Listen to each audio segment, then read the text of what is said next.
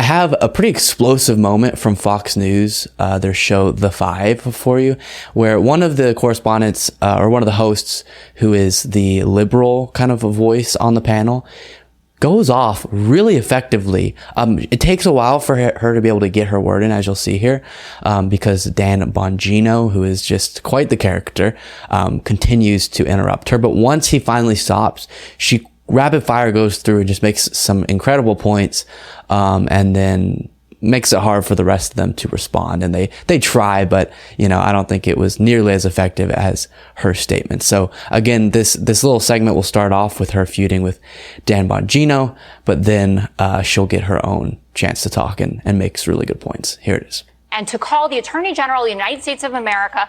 And again, of course, this is about the FBI raid stuff in regard to Donald Trump. Call the Attorney General of the United States of America a loser. I think that's the word that you use. No, he's a loser. Oh, he's a real loser. Great, Dan. Like a genuine loser. An I actual loser.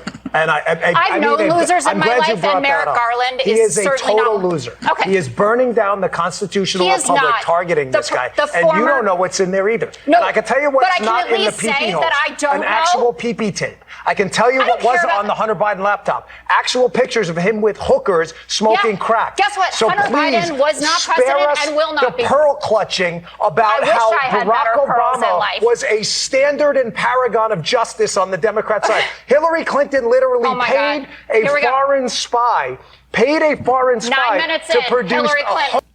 Okay, I love this moment. So Dan Bongino is going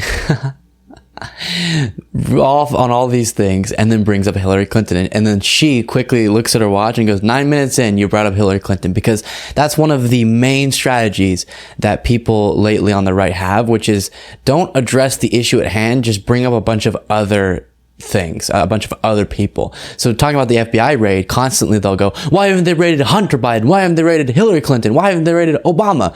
And it's just, okay, so we're just not at all going to address what we're talking about now. We're just going to do a bunch of whataboutisms. All right. So I love how she calls that out. Hoax about this. And you're citing the Democrat Party as a paragon. Don't make me laugh on the set. I sat there and listened to you. Well, so just let me finish. You brought up Merrick Garland being a loser, which he is. So if he stopped being a loser, I wouldn't have the need to respond. Okay. The point here is that the former president has no respect for the rule of law. And he's shown this over and over again. He called Brad Raffensperger up and he said, find me 11,853 votes when he didn't like what was happening in Georgia. He wanted to stop the count in Arizona and continue it in Pennsylvania.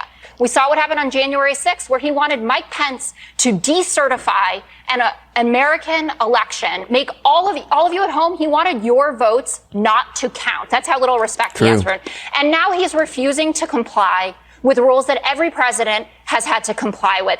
And why now? Because they subpoenaed him in June, and he did not comply. Now you're making that up. No, I'm not. You're making that up. No, I'm not. Yeah, you are. He actually met with them on June 3rd, according to multiple sources. Yes, and then after that, Jay Brad, who was the agent involved in this, who does oversee...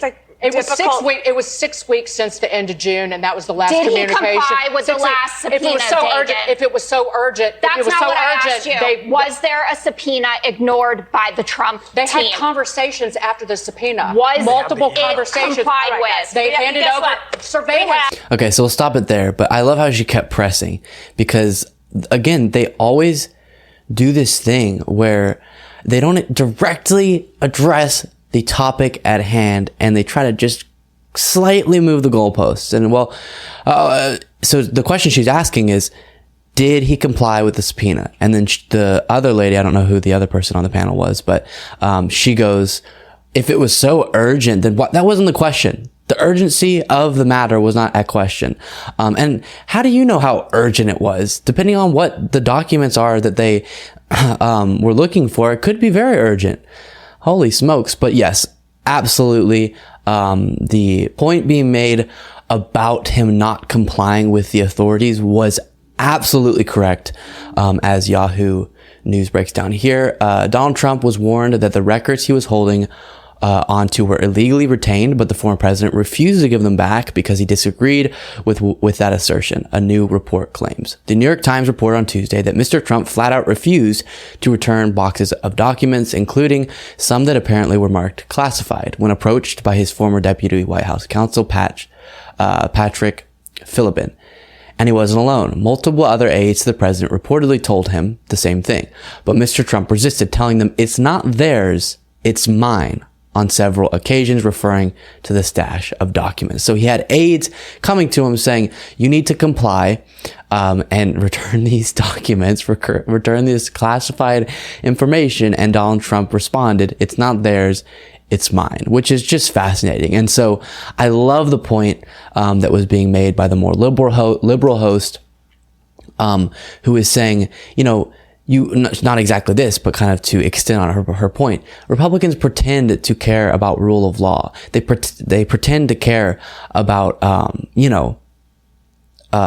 going along with the orders of law enforcement when they're made to you. And so often they, in other situations, will go, well, of course that person ended up getting shot, or of course that bad thing ended up happening because the person wasn't complying with the authorities, kind of in individual police interactions. But then when it comes down to Trump not complying with a law enforcement organization, the FBI, it's no big deal. Oh, well, they're treating him so poorly, and I'm sure he would have turned them up eventually if you just asked really, really, really nicely. And all of these things that just go against the points and the beliefs they had previously presented. And so we understand that's the way that so many of these actors roll.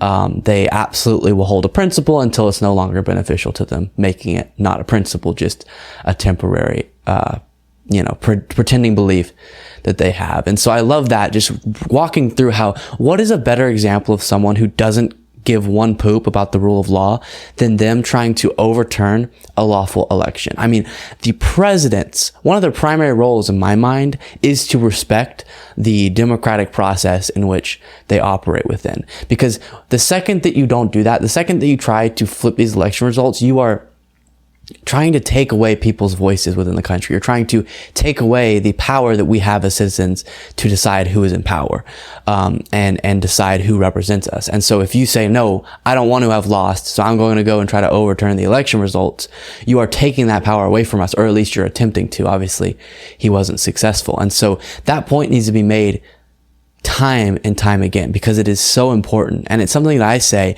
in any conversations with conservatives. Obviously, if they're completely heels all the way into the ground on the idea of the election being stolen, it's a little bit tougher. I got to first debate them on that. But people who are more willing to say, maybe the election was legitimate, then saying, okay, if you recognize that, then don't you have to recognize how dangerous Donald Trump is and how dangerous that movement is? Because the second you have people, especially as high of a position of power as the presidency, trying to take away people's right to vote by overturning elections if they don't go the way that they had hoped, you have a deterioration of our democracy that is very, very hard to get past. And each time that it happens, again, let's say Trump got in power again and similar actions were taken, or someone like Trump got in power and similar actions were taken, you increase the likelihood that you're not going to get past it that time. And that can just do completely irreversible damage on the democratic process we have, which is the only thing that holds our country together and allows us to continue moving forward despite major disagreements, despite any hardship that we face at any given point in time. So it's so important, as she very effectively expressed, that people are aware of the danger that Donald Trump poses and the lack of caring he has for our rule of law and for our democratic process.